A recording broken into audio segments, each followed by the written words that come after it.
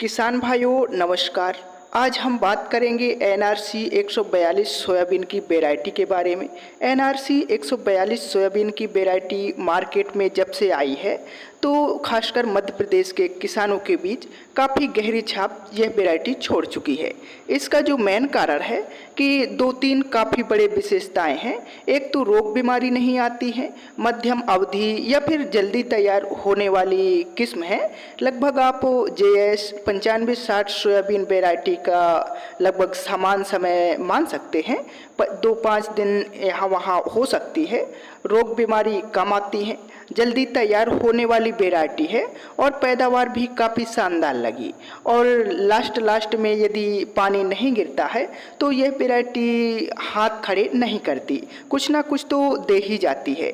तो काफ़ी ऐसी विशेषताएं हैं जो कि विषम परिस्थितियों में भी काफ़ी अच्छा परफॉर्मेंस हमारे MP पर तो कर रही है।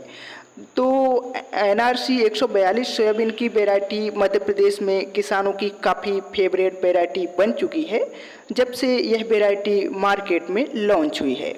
तो चलिए हम इस वैरायटी के बारे में समझते हैं, जानकारी साझा करते हैं।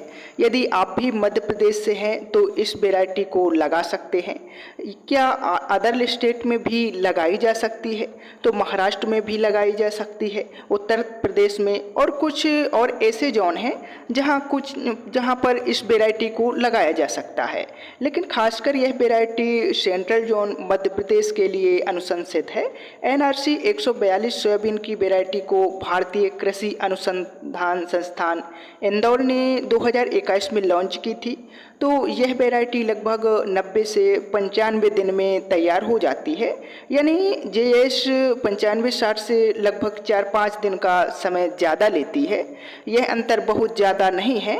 यह वैरायटी में 3 दाने वाली रुईदार फली आती है। रुईदार फली आने से इल्लियों का प्रकोप काफ़ी हद तक चिकनी फलियों की तुलना पर काफ़ी कम होता है और इसकी पैदावार 9 से 12 कुंटल पैदावार बड़े आराम से निकाली जा सकती है। यदि आप सोयाबीन की वैरायटी से और अच्छी पैदावार निकालना चाहते हैं तो कम से कम 18 इंच में लगाएं। दूसरी बात, बेड विधि से सोयाबीन को लगाएं। और यदि आपके एरिया में जैसे अपने MP का जो सोयाबीन है वो पूरा मानसून पर निर्भर करता है, तो MP के जो फार्मर्स हैं वो कम दिन की वैरायटी का ही चुनाव करें, ज़्यादा अच्छा रहेगा। एनआरसी 142 सोयाबीन की वैरायटी को लगने वाली बीमारी चालकोर रोट है, राइजोक्टोनी है, एरियल ब्लाइट है, रिंग कटर है और येलो मोजेक वायरस के प्रति यह वैरायटी फुल्ली रेजिस्टेंस है। कुछ बीमारी हल्की फुल्की आती हैं, लेकिन हैवी बीमारी येलो मोजेक वायरस और जो अलग अलग प्रकार की फम्फोद टाइप की बीमारी का प्रकोप होता है इस वैरायटी पर काफ़ी हद तक ना के बराबर होता है।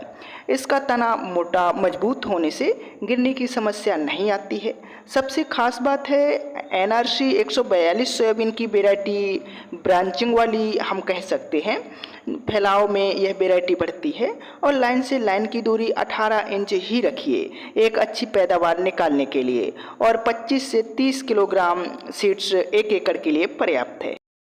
प्लांट की हाइट ठीक होने से यांत्रिक मशीन कंबाइन से इसकी हार्वेस्टिंग करना काफ़ी ज़्यादा आसान हो जाता है। इसके कैरेक्टर की बात करें तो पत्तियां लंबी नुकीली होती हैं और हाइट ठीक ठाक होने से यानी दिक्कत ज़्यादा जाती नहीं है। फलियां भी काफ़ी ज़्यादा ऊपर लगती हैं। मध्यम अवधि की यह वैरायटी होने से किसानों में काफ़ी ज़्यादा यह लोकप्रिय बन चुकी है। यह वैरायटी खासकर यदि आप MP से हैं तो इस वैरायटी को तो आप आराम से लगा सकते हैं, कोई दिक्कत की बात नहीं है। फलियों में चटकने की समस्या नहीं है और कुछ इस प्रकार इसका दाना दिखता है।